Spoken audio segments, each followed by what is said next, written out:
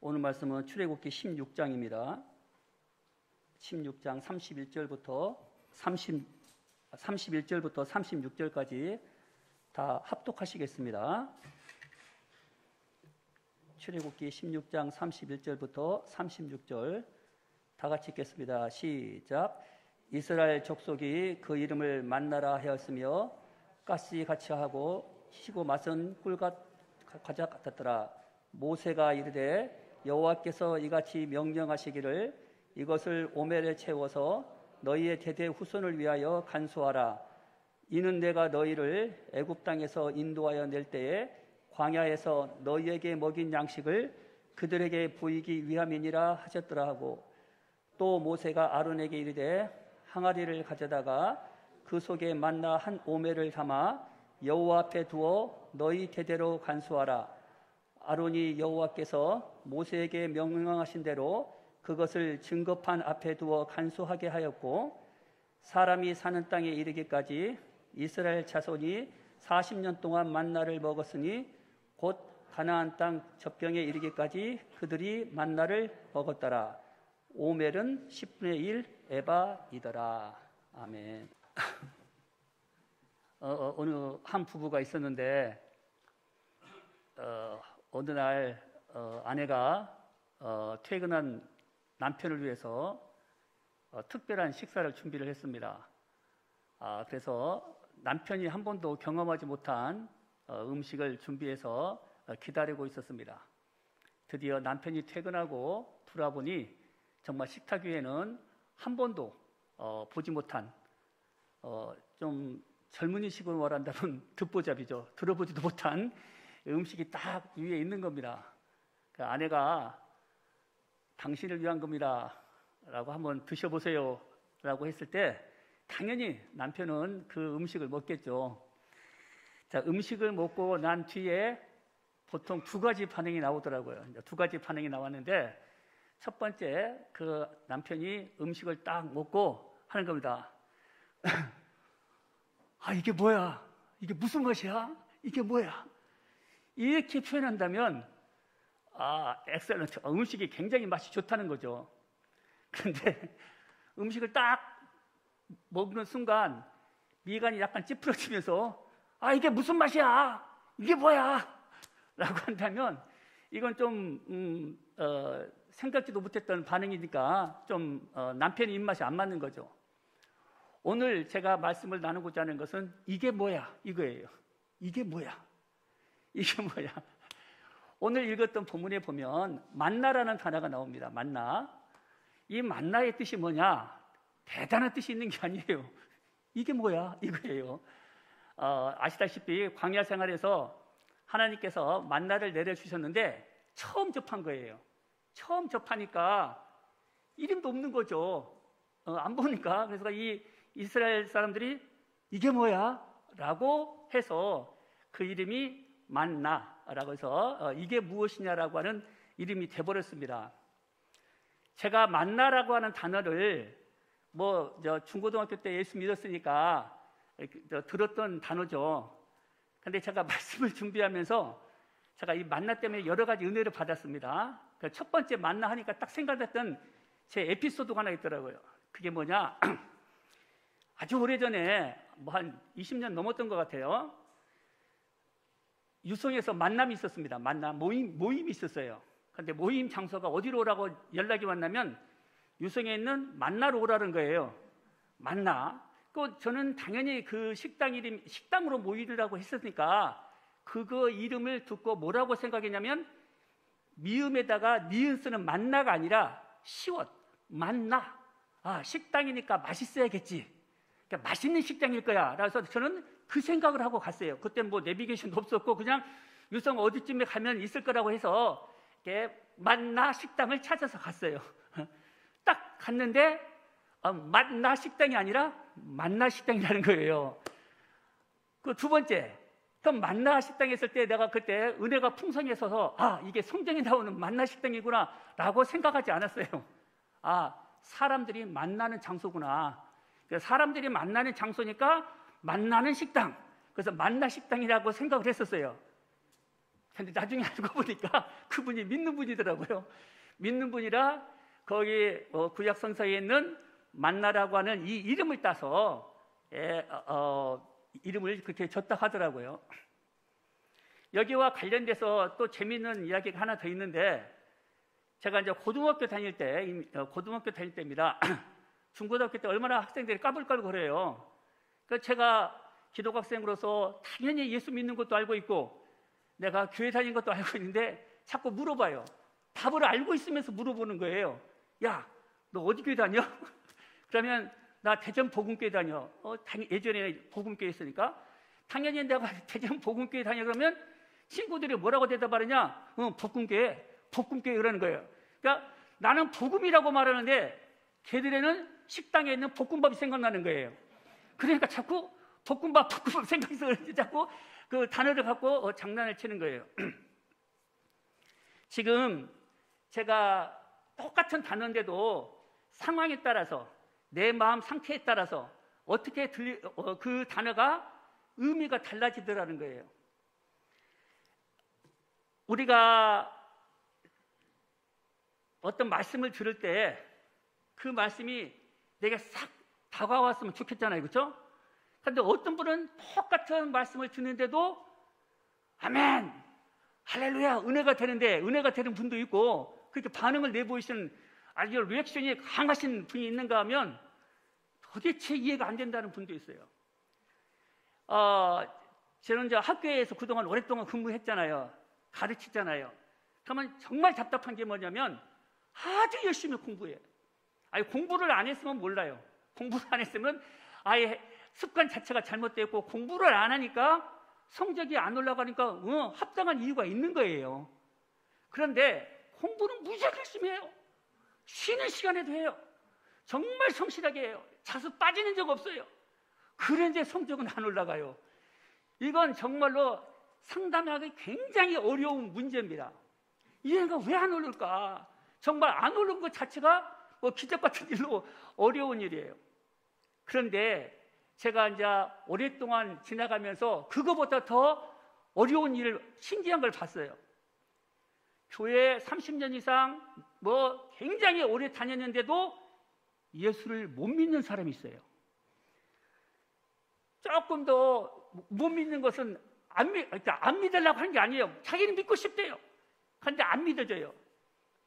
그랬더니 이번 주 주일날 목사님께서 그 말씀을 하시더라고요. 안 믿어진다고. 저는 제 주변에 그런 분을 많이 봤어요. 교회 오랫동안 다니는데도 안 믿어지는 거예요. 그러니까 저도 이제 이게 상담하려면 그 문제를 해결하기 위해서 고민을 해야 되잖아요. 그러면서 이 말씀을 가지면서 그 답을 찾아가는 거죠. 저 혼자 답을 찾아가는데 왜 그랬을까? 왜 안 믿어지지? 첫 번째는요, 한마디로 말하면 아직 안 믿는 거예요. 더 쉽게 말할까요? 성령을 받지 못했기 때문이에요. 아무리 우리가 교회에 오래 다니고 하나님은 나의 하나님이십니다, 예수님은 나의 구세주십니다 라고 수차례 듣고 자기 입으로 따라서 했다 할지라도 성령이 임하시지 아니하면 안 믿는 거고 못 믿어지는 거예요. 그런데 더 쉬운 건, 더 놀라운 건 뭐냐면 성령이 임하시면 그렇게 안 믿어졌던 것이 그냥 다가와서 믿어지는 거예요. 이건 제가 가장 많이 쓰는 비유가 수박 비유입니다. 수박. 제가 어렸을 때 들었던 이야기니까 알래스카는 수박이 없대요. 알래스카, 미국의 알래스카. 추운 지방이니까 수박이 없겠죠. 지금이야 많이 먹겠지만. 그러면 이 알래스카 사람들에게 수박을 어떻게 설명해야 되냐는 거예요. 그 사람 만나가지고 수박 껍데기는 딱딱해. 그리고 초록색이요. 조금 더 새카만 색이 줄무늬가 막 거져 있고 자르면 빨간색이 나온다? 한번 설명해봤자 좀 잘 이해가 안 갈 거예요. 그런데 그 알래스카 사람에게 어떻게 하면 수박을 들고 보여주고 주먹으로 팍 쳐가지고 깨서 먹어봐! 이게 수박이야. 그러면 먹어보면 야, 이게 수박이구나. 듣고 보고 말할 것도 없어요. 마찬가지로 혹시나 우리 성도님들 가운데 아직까지 정말 내 마음에 확신이 들지 않고 했다면 정말로 솔직하게 하나님 앞에 나와서 기도하셔야 돼요. 하나님, 내가 안 믿어져요. 그런데 놀라운 것은 아까 제가 말했죠. 30년, 40년 됐는데도 아직까지 교회 생활하면서도 쉽게 말하면 성령을 받지 못했을 때 그 어려웠던 그 신앙이 왜 그랬을까? 또 한 번 또 생각해 봤죠. 고민의 흔적이 없는 거예요. 하나님한테 매달리는 게 없는 거예요. 정말 하나님은 놀라우신 분이에요. 하나님은 정말 은혜의 하나님이세요. 우리가 하나님을 찾으면 피하시지 않아요. 그런데 신기한 것은 직면, 페이스 투 페이스, 하나님을 마주보고 나를 내놓고 그냥 내 모습 이대로 하나님 앞에 내놔야 되는데 그걸 못해요. 어떻게 보면 그것은 자기 자신이 하나님이기 때문에 자기가 자신이 하나님이 돼서 그런지도 몰라요. 오늘까지 지금 이 유튜브를 통해서 아니면 이 자리에서 예배를 통해서도 정말로 내 마음속에 하나님이 정말 계실까? 라고 의심이 실었고 있다면 정말로 기도하셔야 돼요. 하나님께서 오늘 내게 기회를 주신 겁니다. 하나님, 오늘 사목사가 왜 저 설교를 했는지 내게 기회를 주신 것이니까 하나님, 내가 하나님을 부르시사오니 나를 만나 주시기 원합니다 라고 하실 때에 하나님은 만나 주시는 거예요. 우리는 성령을 예전에는 불같은 성령이라고 했어요. 뜨거운 성령이라고 했어요. 그 시대도 있었어요. 이천성 목사님부터 시작해서 얼마나 우리가 불로 했었습니까? 그런데 성령 하나님은 꼭 불로만 임하시는 게 아니더라고요. 그렇게 강하게만 임하시는 게 아니더라고요. 내가 하나님 앞에 무릎을 꿇고 내 모습을 그대로 내놓고 그냥 집에서 기도했는데 하나님의 뜨거운 생수 같은 강이 싹 내게 임하면서 은혜를 받는 성령을 체험하는 사람도 내가 직접 봤어요. 성령의 모습은, 성령이 나타나신 증거는 어떤 한 모습으로 특정되지 않는 거예요. 우리가 너무 사도행전 2장에만 치우치다 보니까 자꾸 그럴 거다 하는데 우리가 신앙생활에도 보면은 그렇게 임하기도 하지만 성령 하나님은 조용히 하나님 앞에 내 모습을 그대로 내놓을 때에 우리에게 임하신다는 거예요. 두 번째, 내가 믿었어. 성령 체험했어. 그런데 내 신앙생활이 아직 심화리가 없어. 목사님이 말하면 그 말이 그냥 믿으라 그러면 그게 믿으라고 믿음으로 다가오는 게 아니라 저지의 또 행간의 뜻은 무엇이지? 라고 자꾸 이상한 생각을 하는 거예요. 그게 오히려 목사님께서 또는 말씀을 통해서 또는 성경 공부를 통해서 어떤 도전적인 말씀을 들었을 때에 이게 오늘 내가 살아갈 때에 하나님께서 주시는 말씀이다 라고 믿어져서 나갔으면 괜찮은데 이상하게 왜 자꾸 이런 것만 나오는 거야? 내 생활과 반대되는 것만 나오는 거예요. 왜 이분은 예수를 믿었고 성령을 받았음에도 불구하고 왜 이런 반응이 나올까? 그분은 뭐냐? 성령을 뭐 했기 때문에? 소멸했기 때문에. 성령을 소멸하지 말라 그랬잖아요. 성령을 소멸하지 말고 데살로니가전서 5장 19절에 보면 성령을 소멸치 말며, 그러니까 우리가 성령을 소멸하게 되면은 말씀이 들리지 않는 거예요. 이것이 글자로만 보이는 거죠. 그 답답하죠. 또는 예배소서 4장 30절에 있는 말씀처럼 성령을 근심케 하는 거예요. 우리가 신앙생활하면서 성령을 근심케 하고 성령을 소멸했을 때 나타나는 증상이 뭐예요? 안 믿어지는 거예요. 나도 해봤어. 그 과거의 신앙에 붙들려가지고 과거에만 붙들려가지고 앞으로 비전도 없고 나가고자 하는 것도 없어요. 마치 이스라엘 백성이 애굽의 노예로 있을 때에 그 노예로 신분을 벗어나서 이제 자유인이 돼서 광야를 통과하는데 그 사람들이 계속했던 나오는 반응이 뭔지 아세요? 원망, 불평. 좀 이따 살펴보겠지만 그들이 뭐라고 하는지 알아요? 차라리 내가 그냥 애굽에 있었으면 내가 목말라 죽지는 않았을 텐데, 아니 차라리 내가 애굽에 있었으면 고기라도 실컷 먹고 죽었을 텐데 라고 원망, 불평을 하는 거예요. 과거에 붙들려 사는 사람, 성령을 소멸하고 성령을 거역하는 삶이 어떤 사람이냐? 과거에 붙들려가지고 여전히 종살이하고 있는 거예요. 오늘 우리의 신앙 속에 그게 있다면 어떻게 돼요? 다시 회복시켜야 돼요. 그건 우리의 힘으로 되지 않아요. 그러나 우리는 힘이 없지만 놀라운 능력은 있어요. 그게 어떤 능력이냐? 우리에게는 기도할 수 있는 능력이에요. 나는 할 수 없어요.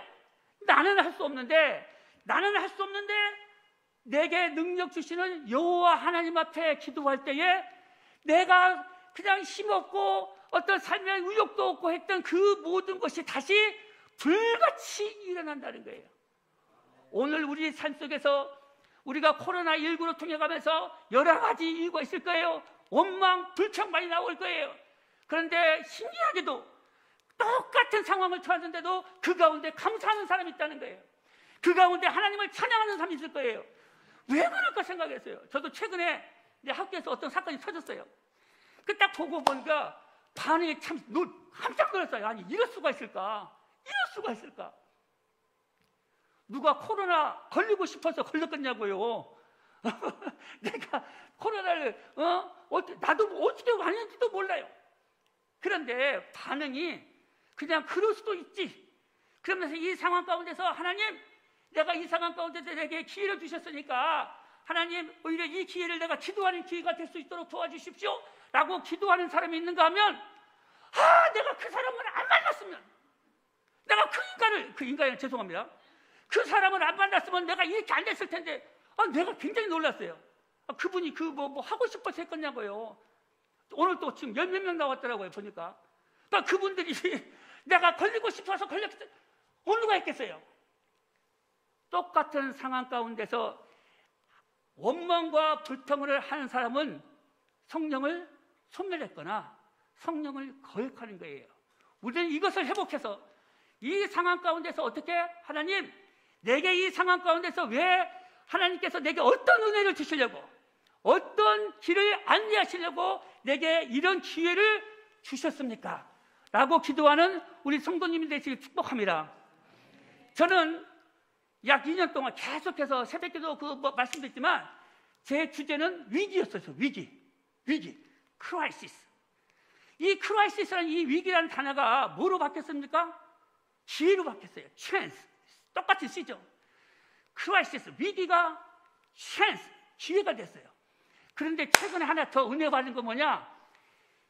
크라이시스가 찬스로 바뀌고, 찬스로 바뀌었을 때 뭐가 생긴다? 체인지, 변화가 생기는 거예요. 우리의 삶 속에서 성령께서 우리 삶 속에 간섭하시고 들어왔을 때에 이 크라이시스, 위기가 뭐가 되고? 찬스. 어떤 찬스? 하나님 앞에 나갈 수 있는 찬스. 하나님 앞에 내 모습을 그대로 드릴 수 있는 찬스. 그래서 어떤 거? 체인지, 삶의 변화가 되고 내 삶의 주변이 변화가 되고 이 나라가 변화되는 놀라운 역사가 있다고 하는 거예요. 저는 이걸 보고 하나님께서는 여전히 우리를 버려주지 아니하였다. 하나님께서는 여전히 우리를 사랑하신다는 거예요. 이제 하나 더 질문 한번 해보겠습니다. 연상만 해보시면 돼요. 그동안 우리 신앙생활하면서 만나라는 얘기를 많이 들어봤잖아요. 그러면 만나, 그러면 뭐가 생각나요? 만나 하면, 만나 뒤에 어떤 단어가 튀어나와요? 우리 이광수 장로님 죄송합니다. 만나 그러면 그 뒤에 어떤 단어가 떠올라요? 매출하기, 이 말 하시려고 했죠? 예, 그게요. 우리가 만나 그러면 뭐가 생각나요? 그 뒤에 따라 붙는 단어가 매출하기예요. 제가 이제 오늘 매출하기를 또 한번 갖고 말씀을 드리려고 한 겁니다. 제가 왜 이 말을 쓰느냐? 저도 그렇게 했거든요. 그런데 제가 이번 말씀 듣면서 나도 조심해야겠구나 라고 생각해서 같이 말씀을 나누고자 합니다. 저도 만나와 매출하기를 허락하신 하나님, 이렇게 저도 많이 기도를 했고 또 그렇게 믿고 있어요. 그런데 한 가지 조심할 게 뭐냐? 매출하기는 왜 나왔을까? 이거예요. 오늘도 이 출애굽기 16장 시작하면서 하나님께서 매출하기를 등장시킵니다. 매출하기를 주시겠다고 약속했어요. 그런데 성경을 쭉 보면 구약의 창세기, 출애굽기, 레위기, 민수기, 신명기 있잖아요. 그러면 창세기하고 레위기만 빼놓고 민수기와 신명기와 출애굽기에 계속 만나라는 단어가 계속 등장합니다. 특히 느헤미야에서도 등장하고 여호수아에서도 등장해요. 심지어 시편에서도 등장하고 요한복음에도 등장하고 마지막 요한계시록에도 만나라는 단어가 계속 등장합니다. 약 20여 군데에서 등장하더라고요. 그런데 내가 알고 있었던 이 메추라기는 어디 등장하느냐? 세 군데밖에 없어요. 오늘 등장했던 출애굽기 16장, 그리고 민수기 11장, 그리고 시편 78편, 이 세 군데에서 등장하는 거예요. 그런데 이 메추라기가 왜 등장했는가? 그 배경을 보면 오늘 집에 가서 읽어보세요. 민수기 11장을 읽어보면 내가 기도 조심해야겠구나 라고 생각이 들 겁니다. 민수기 11장 사건이 뭐냐면 이제 하나님께서 만나로 다 먹이시는 거예요. 먹이시는데 이 사람들이 이 모세한테 가가지고 울며 불며 또 원망하는 거예요. 뭐 달라고? 고기 달라고. 그래서 메추라기가 등장하는 거예요. 그것도 내가 이제껏 먹을 게 뭐밖에 없다? 이 만나밖에 없으니 누가 나를 이 고기를 먹이겠느냐. 그러면서 또 예전에 애굽에서 종살이했던 일을 기억하는 겁니다. 그래서 내가 거기서 오히려 뭐라고 말하냐면 우리가 애굽에 있을 때는 값없이 생선과 오이와 참외와 부추와 파와 마늘들을 먹은 것이 생각나거든 이제는 우리의 기력이 다하여 이 만나 외에는 보이는 것이 아무것도 없도다 이렇게 말하는 거예요. 쉽게 말하면 메추라기가 등장하는 근본적인 이유가 뭐냐면 고기 달라라고 하는 이스라엘 백성의 원망으로에서 시작된 겁니다. 그때 하나님께서 모세에게 말씀하십니다. 주겠다. 그것도 하루만 죽는 것도 아니고 이틀만 주는 것도 아니고 30일 동안 주겠다는 거예요. 30일 동안 마음껏 먹을 수 있을 정도로 주겠다. 모세가 깜짝 놀란 거예요.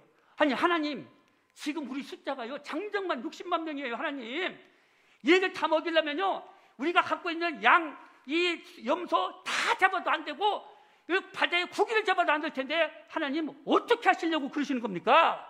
하나님께서 모세에게 말합니다. 내 손이 짧으냐? 내 능력이 없냐? 그러면서 이제 기다리라. 내가 고기를 주겠다 하는 거예요. 그래서 이제 바닷가에서부터 바람이 팍 불어와가지고 메추라기가 지면을 다 쌉니다. 그래서 사람들이 나와서 다 걷는 거예요. 다 걷어가지고 잘 먹었어요. 거기서 끝났으면 얼마나 좋겠습니까? 그런데 그 민수기서 11장 33절부터 제가 잠깐 읽어드릴게요. 고기가 아직 이 사이에 있어 씹히기 전에 여호와께서 백성에게 대하여 진노하사 심히 큰 재앙으로 치셨으므로 그곳 이름을 기브롯 핫다 아와라 불렀으니 욕심을 낸 백성을 거기 장사함이었더라. 제가 이 말씀을 보니까 이거 함부로 메추라기 기도해서는 안 되겠구나.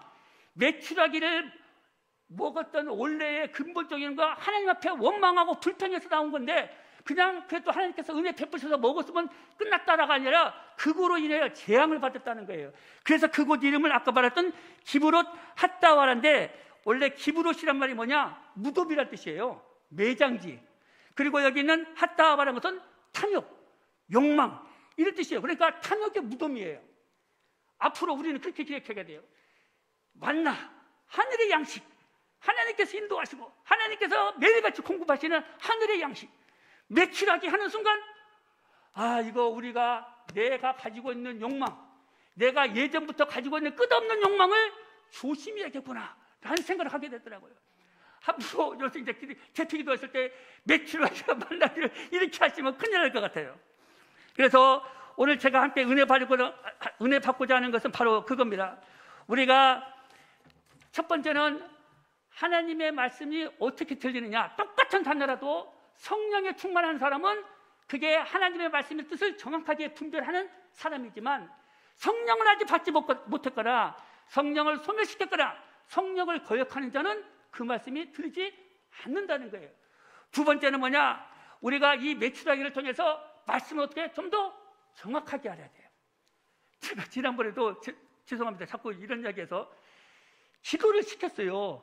기도를 시켰는데 아마 제가 생각할 때 이분이 믿는 사람인 줄 알았는데 아마 안 믿었던 것 같아요. 그런데 갑자기 제가 기도를 하니까 하기는 해야 되는데 어떻게 마침 기도를 해야 될지 모르는 거예요. 우리가 예수님의 이름으로 기도합니다 하면 아멘 하면 되잖아요. 그런데 그 말을 어떻게 끄집어낼지 모르는 거예요.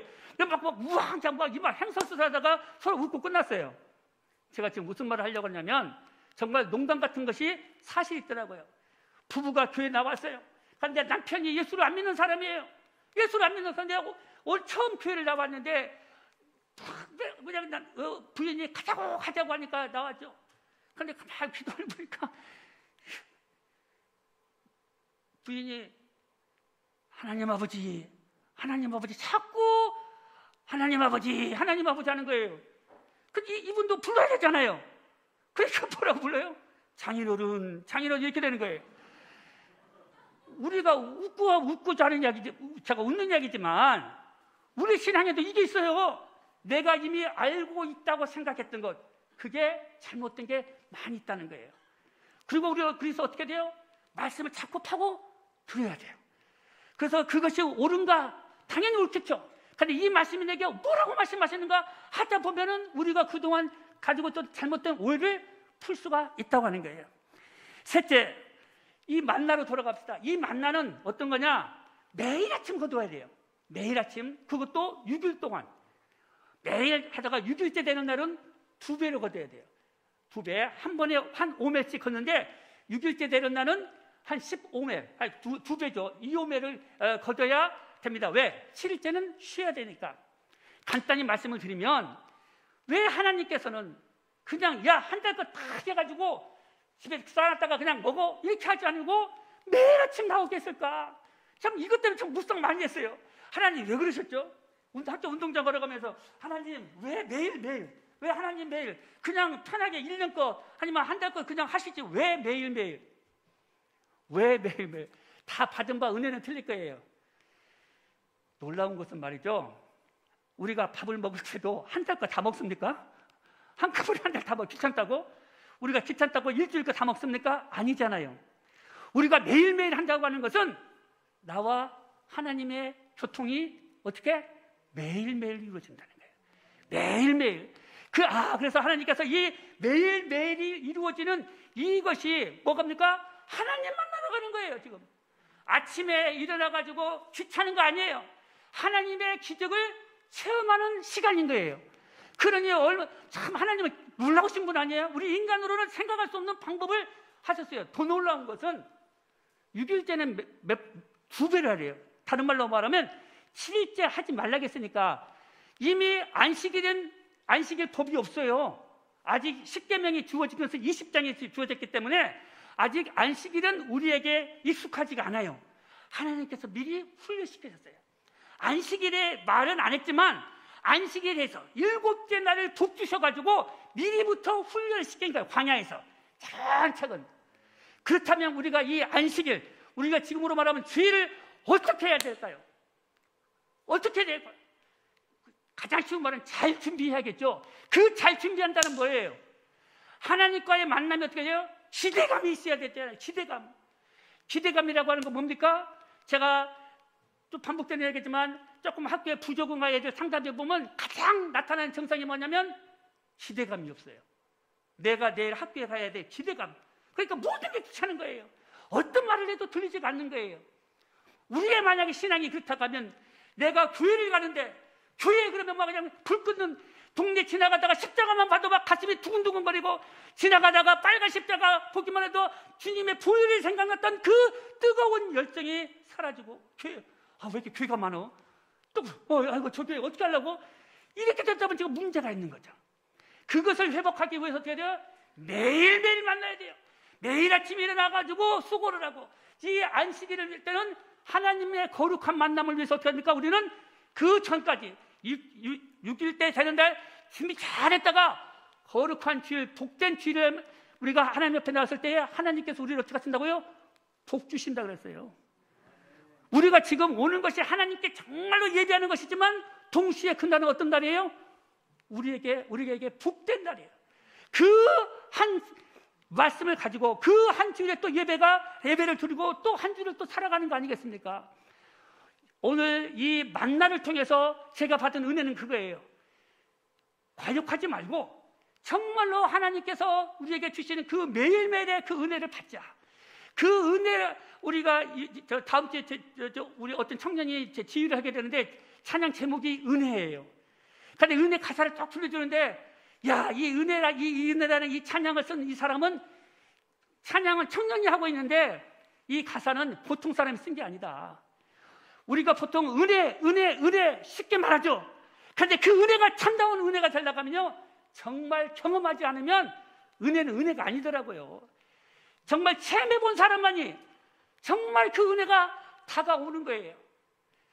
오늘 이 만나라고 하는 이 사건, 하나님께서 이 주신 사건이 단순히 기적으로만 되는 것이 아니라 오늘 2021년을 살아가면서 또 앞으로 언젠가 우리 예수님 만날 그날 올 거 아니에요.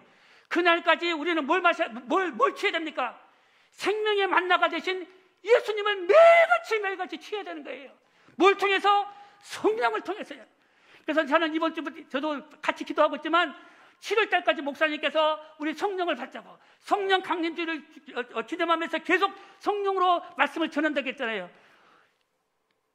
120명의 사도가 예루살렘에서 기도할 때에 성령이 임했던 것처럼 우리도 한 주 한 주 기다리면서, 야, 이번 주에 또 어떤 말씀이 우리에게 주셔서 나에게 죽었던, 나에게 소멸되었던, 나에게 저 깔아앉았던 성령을 다시 살릴 수 있을까라고 기대감으로 갖고 우리가 예배를 준비한다면 우리의 삶은 실패의 삶이 아니라 하나님 안에서 분명히 성공하는 삶이 될 줄을 믿습니다.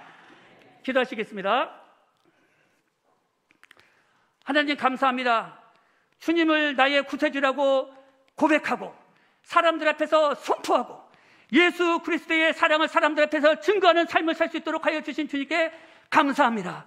하나님, 2021년, 2020년과 2021년 우리가 이 코로나로 인해서 아주 힘들어가고 있지만, 그러나 이 가운데서도 하나님은 우리에 대한 사랑을 버리지 아니하시고 매일같이 우리를 인도하시는 여호와 하나님을 믿고 찬양하오니, 하나님 우리와 함께하여 주시옵소서. 우리에게 다시 한번 성령의 충만함을 허락하여 주셔서 성령을 통해서 하나님께 영광 돌리며 살아가는 귀한 인생 될 수 있도록 하나님 함께하시고 인도하여 주시옵소서. 예수님의 이름으로 기도합니다. 아멘.